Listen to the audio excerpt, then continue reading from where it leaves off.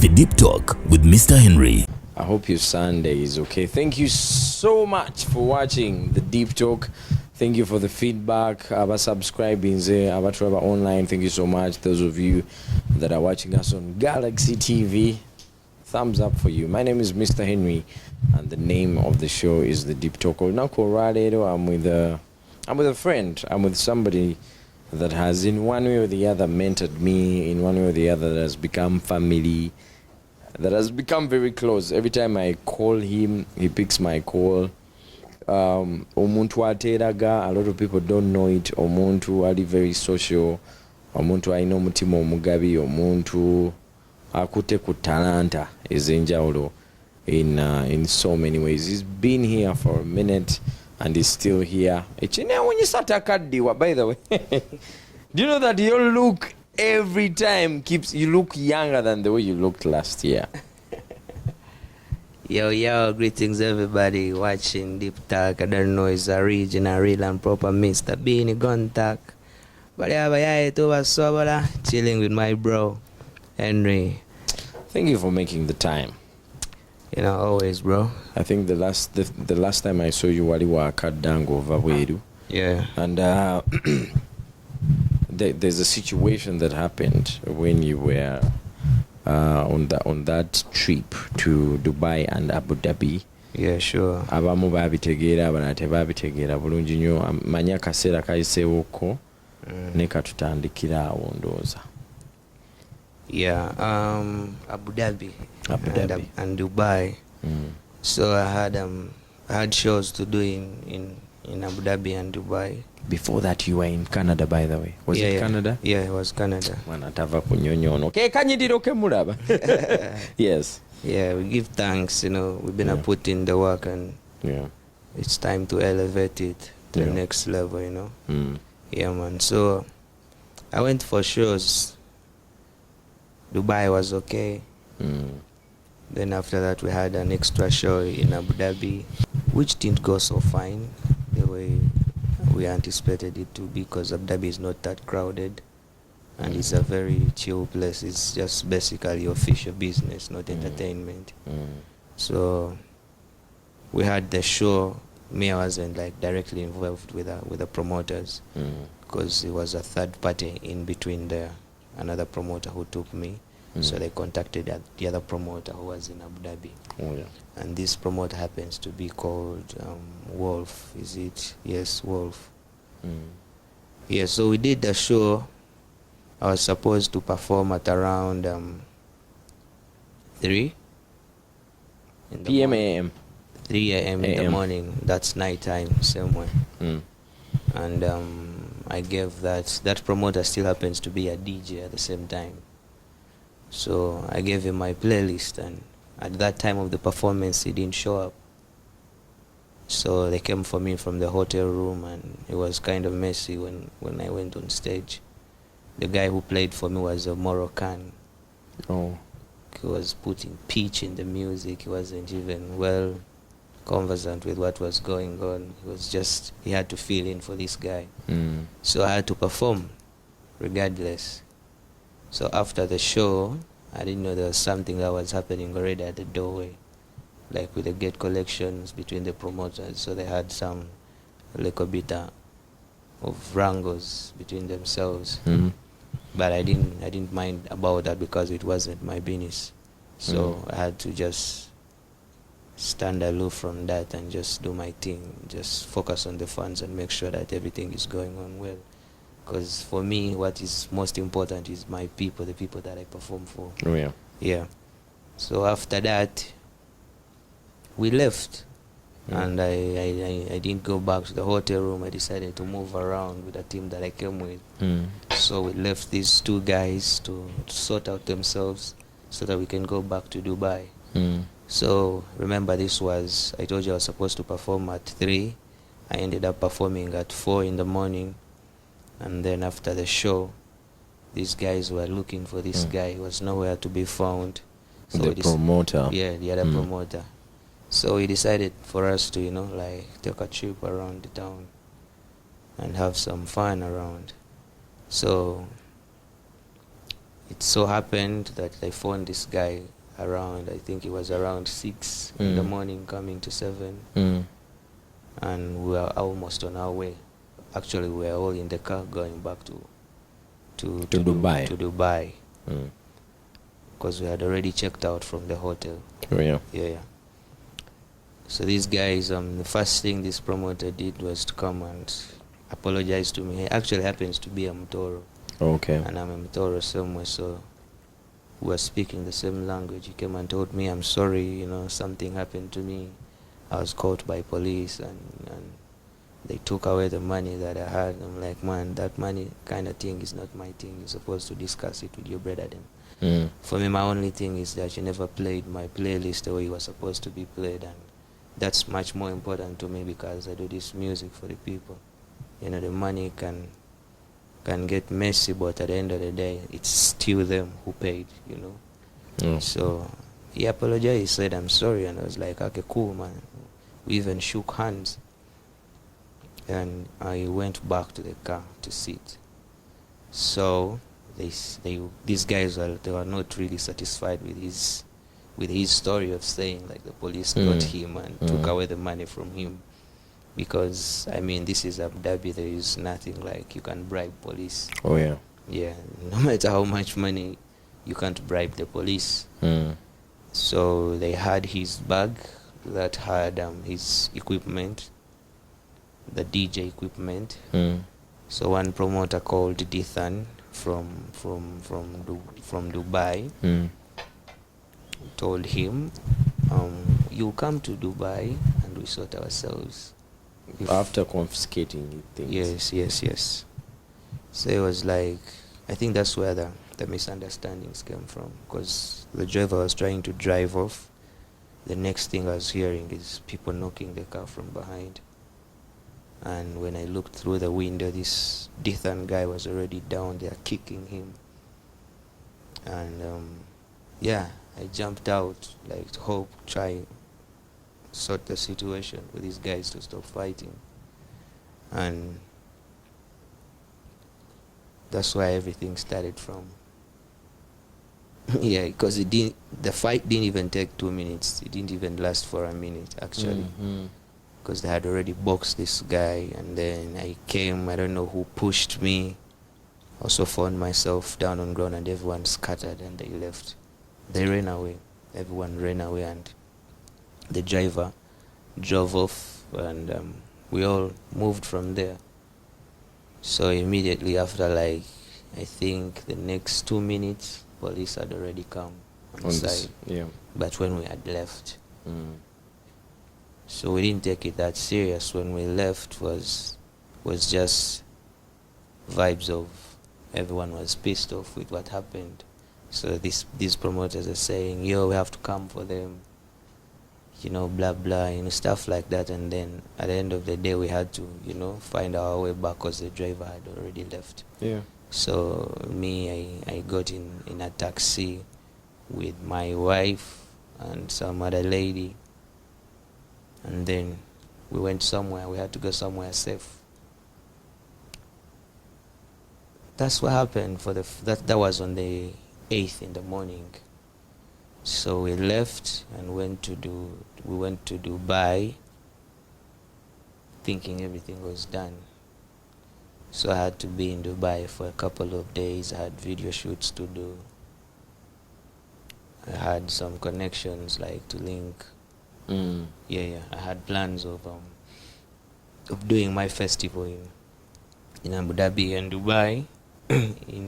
After I had done these shows, because I saw, like, GUNTER'S has a big fan base down there, and there's so many of my friends that had left UG long time ago that came for the show, and it was really a surprise for me, like, all these guys stand up.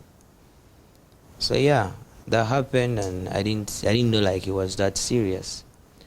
So I was in Dubai for all this while, and these guys, they had their beef, you know, like, it's a lot of beef between Ugandans in Dubai and the UAE. It's very disappointing, actually. Like,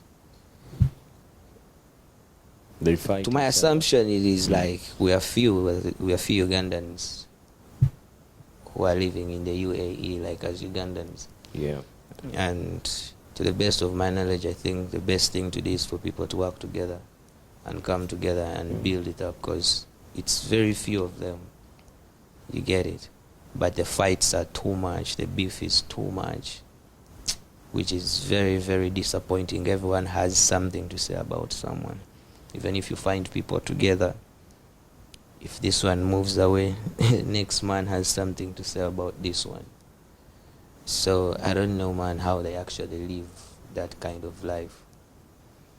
So we did what we were supposed to do, and on the 22nd, I booked my tickets with my baby, and then we had to come back to Uganda after doing the work that I was supposed to do down there.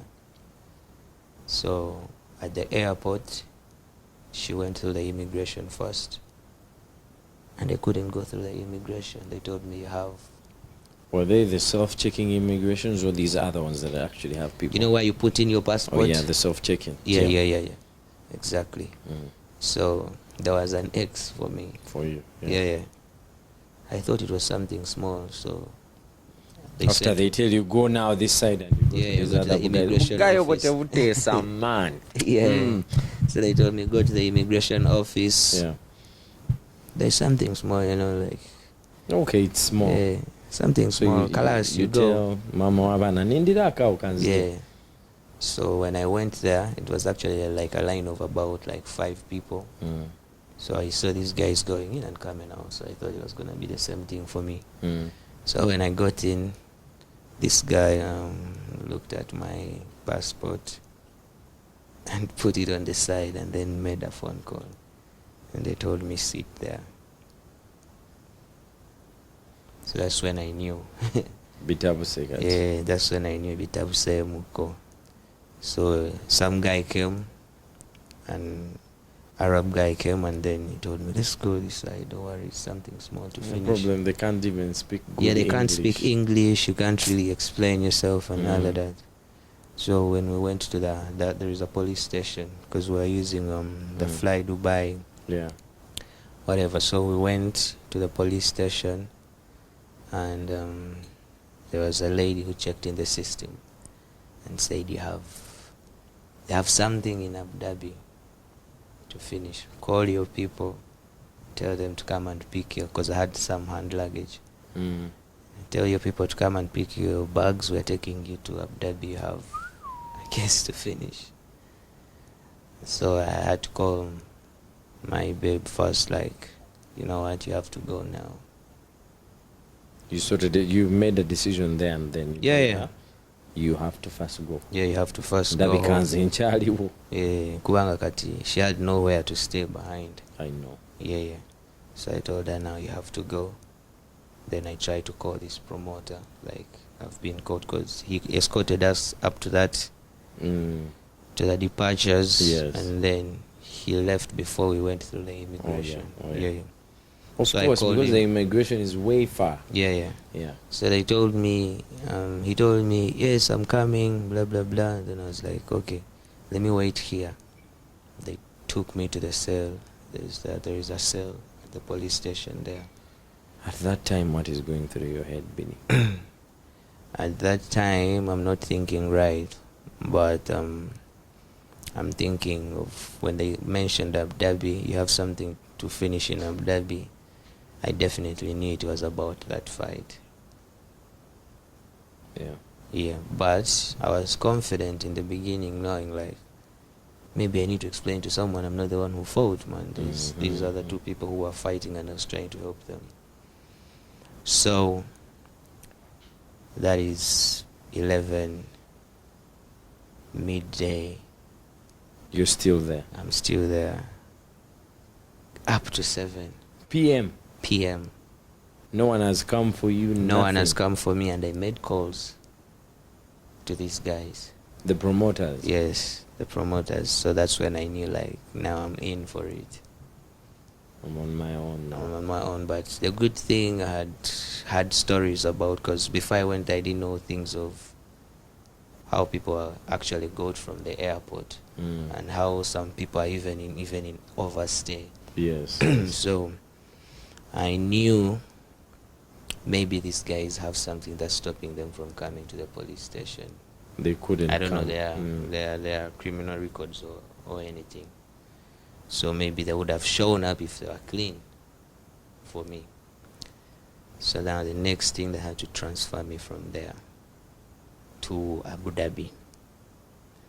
So in the evening, there is another police officer that was supposed to take us to Abu Dhabi in that van. So there were some other people, yeah? There was one guy. I don't know whether he was a Moroccan or he was coming from Russia. I'm not very sure, but there was some white guy there. In the next cell, everyone was in their own cell. Do you eat? Do you move? Or you're in the cell? You're just in there. You didn't eat? That day, actually, I didn't eat. Jesus Christ. Yes, that day from the airport, I didn't eat. So they took us to, they came and picked us, put us in that van. It had so much AC. Definitely. Very cold. They tied my hands and my legs. What? Yeah. They tied you from inside the van? No. Yeah. From inside the van, you get in. Then they put the chains here on your legs. Are they like mpingu or babu no tape? Sibu tape. Empingo z'ebyuma ezo zennyini ez'ekijegere. So it was very cold. It felt like it was a movie, man. Like I was dreaming, because I only used to see these things in movies. Yeah, and you can't see where you're going. You can't see who are the people behind. It is all netted. Nako kabanga kasel munda mweyo van. So you're just moving with your things. I had my things and my passport. We left. Are you trying to make some phone calls there and then? Or esimu bagikujja? Nedde esimu baali bajinziriza whenever we could be in transit. Okay. So the first thing that I did, my phone was charged. I could switch it on whenever they give it to me and communicate. Now we are moving from here. And whenever we were taking it, I switched it off to keep the battery on. Yeah. So they took us somewhere. I thought we were already in Abu Dhabi, but it wasn't Abu Dhabi, because I got to know in the morning it was a place called Sharjah. I think something like that. Sharjah, yeah, prison. So we slept there for that night. They threw you in the cell, or you had like your own cell? No, it was now open. We found other people there, and they are deckers. So they did the checking, whatever you register, after they threw us in. So we found other people, but these guys, they are like dormitories. Yeah. Singe byaffe byawan. Ziri ziringa dormitories, and you even have a blanket. So I slept there. The next morning, I found some people in the cell, and there is a Nigerian guy who was nice to me. He was called Chris. He told me I lost my number plate. This is why I'm here, but these guys have extorted a lot of money from me. Blah blah. I was hearing figures of money, and I'm like, what? Because for him it was up to at that time already he had used 14M, and yet it wasn't his mistake. Someone just took the number plate from behind, like how they do it here. Yeah. So in the morning, the officers came, they read a list, and my name was there. So they said, you come, get your things. They tied us again, put us in another van. They took us to Abu Dhabi. Abu Dhabi, Dubai. From that cell to Abu Dhabi, how many hours do you think? From that cell to Abu Dhabi, it took us like an hour. Like an hour on the road. So I went back online. I tried to communicate now. This time around, I told them now it's official, I've been arrested. So you have to, but all these prisons I was going to, they're telling me you have to go where your case is. So there's nothing we can really do for you. Yeah. And there's no one to explain to here. And actually your situation is a court case. So we went to a police station called CID in Abu Dhabi. I was there for 1 day and a half. They transferred me again. Nothing, no questioning, no nothing, just checking. Transfer. Yeah. So they took me to another police station called Arauda police station, still in Abu Dhabi. So Arauda police station is where the case was. I think that those are the police guys who were on scene. Yeah. Yeah, so one guy came and asked me, why did you fight with How did they know it was you? Omar? Through cameras? Yes. These guys have cameras everywhere. So there is an Arab guy who came and asked me, why did you fight with Omar? Omar is that promoter guy. So I told him I did not fight with Omar. I was just trying to help the situation. He was like, I have the cameras. Yes, you are there with your wife and they boxed you. What were you fighting for? And I'm like, no, I'm not the one who was fighting. If you had cameras, you should have seen everything that happened there from the beginning. He was like, okay, now you have to make your statement. The judge will talk to you in the evening. So I was there around 8 in the night. They came from me from the cell. Then they took me. I sat in front of a computer with a screen, and then someone appeared.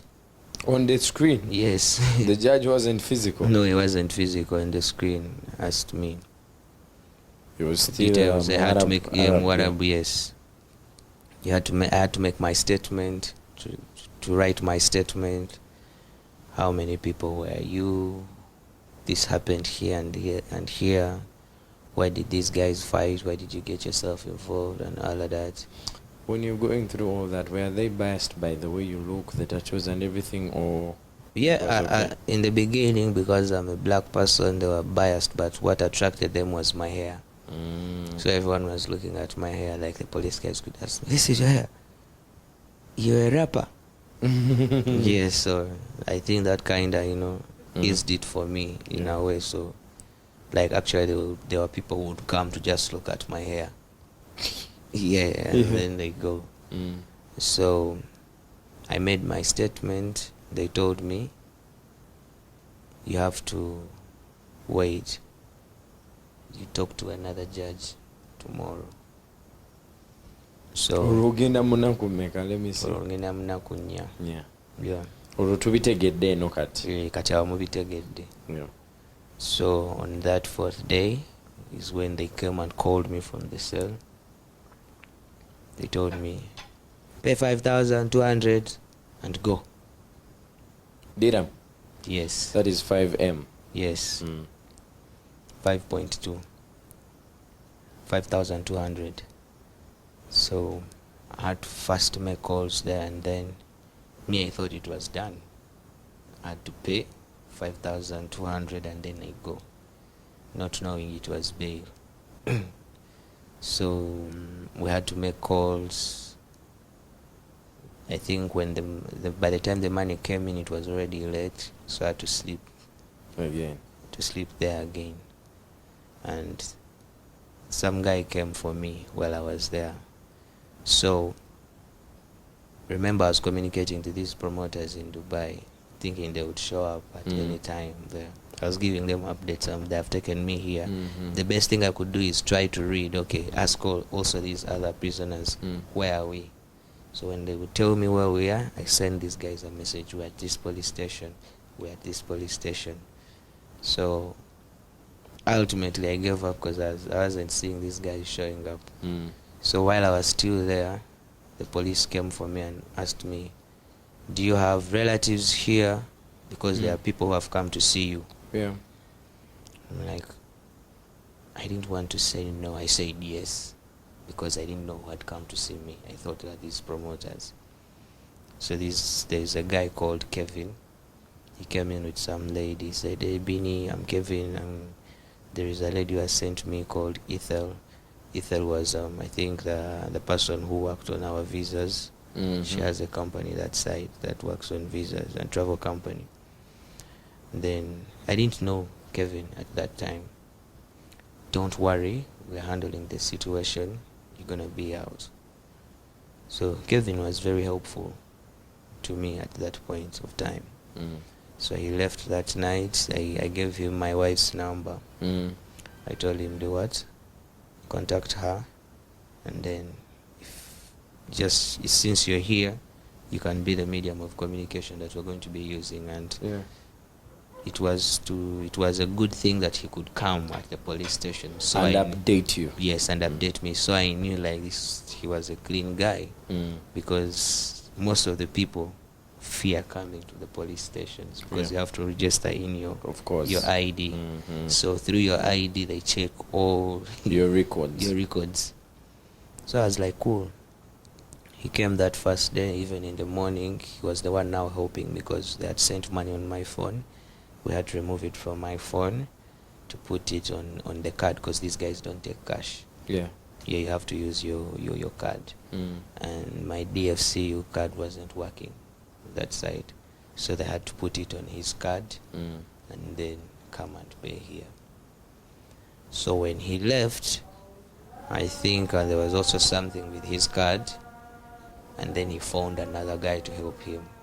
There's another guy, a blogger called Josh Likings.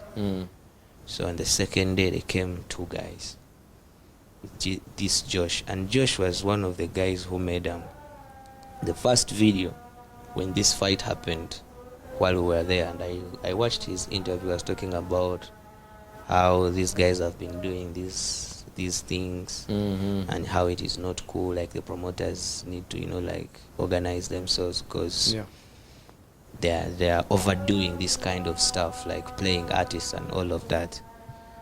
So it so happened this is the guy I'm seeing here, and it is the guy who is willing to help us to use his card because it had the money to pay, and I come out.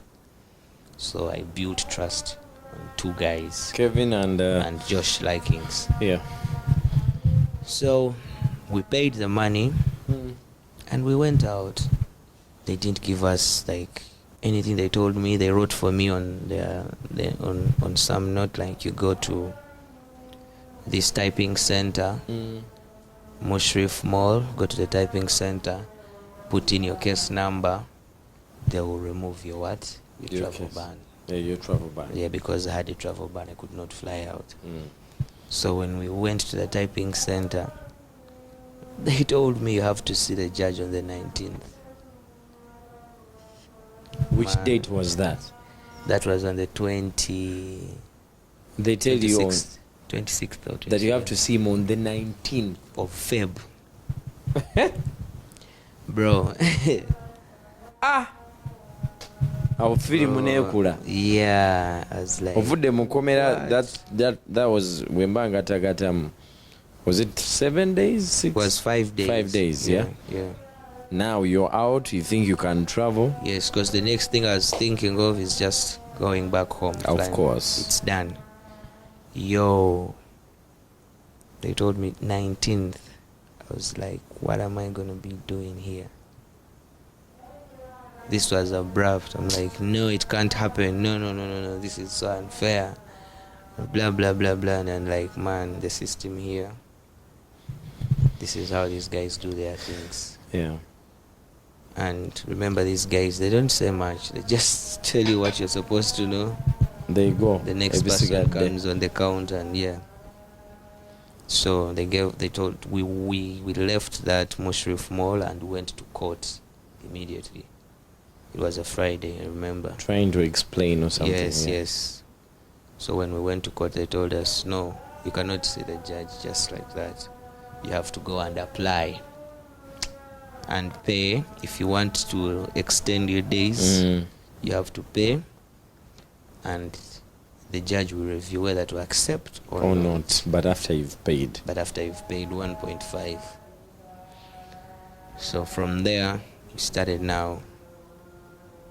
making calls.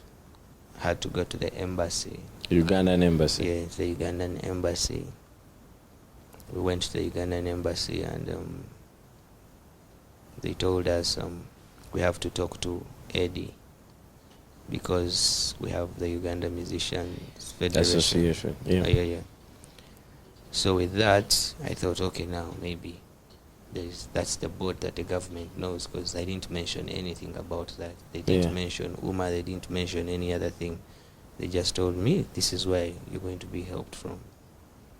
As a musician. As a musician. So the story is long. We'll be right back. Let's take a quick breather. For Nachai, for Namazi, it's the Deep Talk. My name is Mr. Henry. This is the exclusive of what happened with BEENIE Gunter in UAE. Tovao.